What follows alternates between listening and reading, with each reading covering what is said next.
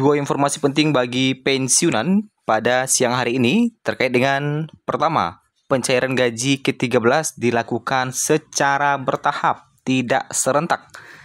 Bagaimana informasi selengkapnya dari Taspen serta 5 hal penting dari Taspen terkait dengan pencairan gaji ke-13 ini. Kemudian yang kedua, siap-siap para pensiunan. Prabowo gelontorkan 6 insentif yang akan dicairkan mulai bulan depan. 6 insentif apakah yang akan digelontorkan oleh Prabowo mulai bulan depan? Berikut kita ulas kedua informasi ini pada siang hari ini di Minggu 25 Mei 2025. Kita masuk di informasi pertama terlebih dahulu terkait dengan pencairan gaji ke-13 yang akan dilakukan secara bertahap ya, tidak secara sekaligus. Bapak Ibu, gaji ke-13 bukan saja milik aparatur sipil negara yang aktif, para pensiunan juga punya hak untuk mendapatkannya. Pembayaran gaji ke-13 kepada penerima pensiun dan penerima tunjangan tahun 2025 mulai dilaksanakan tanggal 2 Juni 2025 yang tinggal sekitar 6 hari lagi.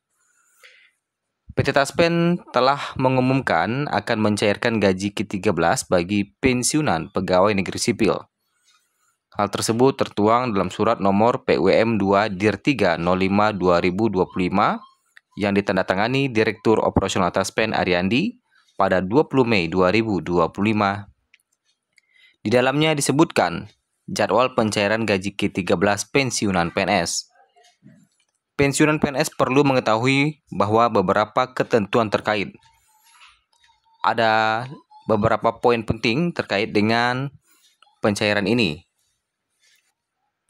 Pertama, besaran gaji ke-13 dihitung berdasarkan penghasilan bulan Mei. Jumlah yang diterima oleh masing-masing pensiunan bisa berbeda, tergantung dari komponen gaji dan tunjangan yang tercatat di bulan tersebut. Kedua, tidak akan ada potongan iuran pensiun atau cicilan kredit dari gaji ke-13 ini. Namun tetap akan dikenakan potongan pajak penghasilan sesuai dengan aturan perpajakan yang berlaku, dan itu pun nanti ditanggung oleh pemerintah. Ketiga, pensiunan yang mulai menerima haknya sejak 1 Mei 2025 tetap berhak menerima gaji ke-13. Artinya meskipun baru pensiun sebulan sebelum pencairan, mereka tetap masuk dalam daftar penerima dana tambahan ini. Keempat, bagi pensiunan yang juga menerima pensiun janda atau duda, keduanya akan tetap dibayarkan secara terpisah.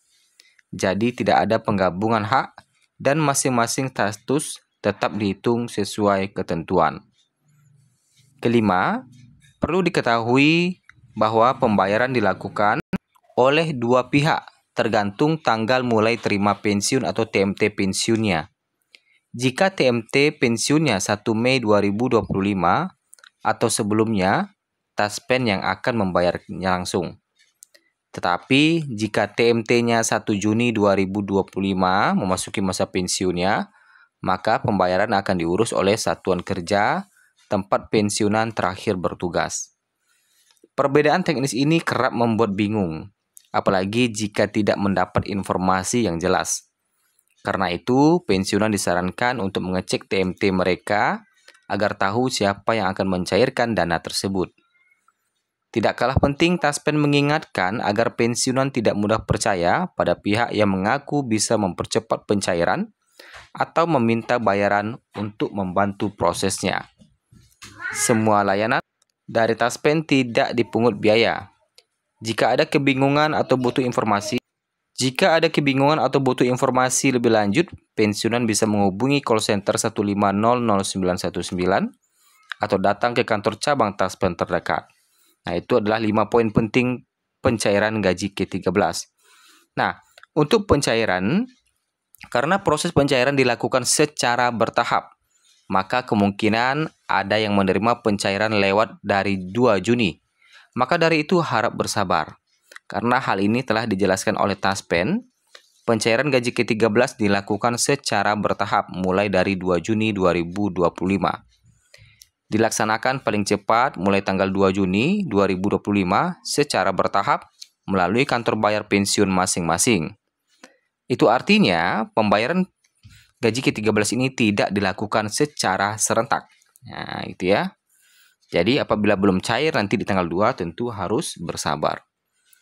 Dan kabar gembira juga bagi para pensiunan, Prabowo memberikan 6 insentif mulai bulan depan. Wah, insentif apakah yang akan diberikan kepada para masyarakat termasuk juga pensiunan di sini yang Presiden Prabowo Subianto menyiapkan 6 paket stimulus atau insentif bagi masyarakat yang akan digelontorkan mulai bulan depan. Walaupun ini sasarannya masyarakat luas, tentu pensiunan pun ikut kebagian di dalamnya. Termasuk di dalamnya diskon tarif listrik yang sebelumnya sudah diberikan pada Januari dan Februari 2025.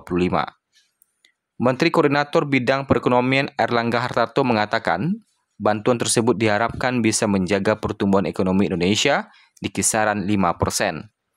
Stimulus ini diharapkan bisa mendorong pertumbuhan ekonomi di kuartal 2 2025. Jadi, momentum ini kita manfaatkan untuk membuat beberapa program.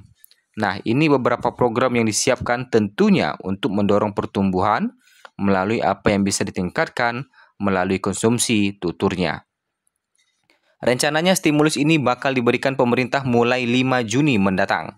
Namun saat ini masih menunggu pengumuman resmi. Berikut daftar insentif yang rencananya diberikan mulai bulan depan. Pertama, diskon transportasi. Bantuan pertama adalah diskon transportasi yang berlaku untuk moda angkutan laut, kereta api, sampai pesawat. Pemberian diskon berlaku selama libur sekolah, yakni Juni 2025 dan Juli 2025. Kedua, potongan tarif tol. Kedua, potongan tarif tol yang ditargetkan menyasar 110 juta pengendara, termasuk pensiunan juga di dalamnya tentunya. Ketiga, diskon tarif listrik. Diskon tarif listrik 50% selama Juni sampai Juli 2025 untuk 79,3 juta rumah tangga dengan daya listrik di bawah 1.300. Nah, ini ya, di bawah 1.300. Apakah 1.300 masuk? Nah, kemungkinan tidak ya, karena di sini ini diinfokan untuk daya listrik di bawah 1.300. Jadi bagi Bapak Ibu pensiunan yang daya listriknya di bawah 1.300 tentu bisa menikmati diskon ini nantinya. Keempat, tambahan alokasi bansos. Pemerintah juga akan memberikan tambahan alokasi bantuan sosial berupa kartu sembako dan bantuan pangan bagi 18,3 juta keluarga penerima manfaat. Kelima, bantuan subsidi upah. Pemerintah akan kembali memberikan bantuan subsidi upah seperti yang pernah disalurkan pada masa pandemi COVID-19. Bantuan ini berlaku untuk pekerja dengan gaji di bawah 3,5 juta. Pemberian subsidi upah seperti COVID besarannya lebih kecil dari 600.000 beber Erlangga. Pada 2022 lalu, BSU yang diberikan adalah 600.000 untuk buruh yang memenuhi syarat. Bantuan ini dibagikan satu kali saja kepada para penerima. Dan keenam, perpanjangan program diskon iuran JKK.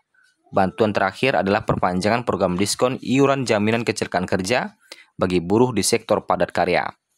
Bantuan ini dianggap sebagai langkah krusial untuk menggerek konsumsi masyarakat, mengingat ekonomi Indonesia di kuartal lalu cuma mampu tumbuh 4,87%.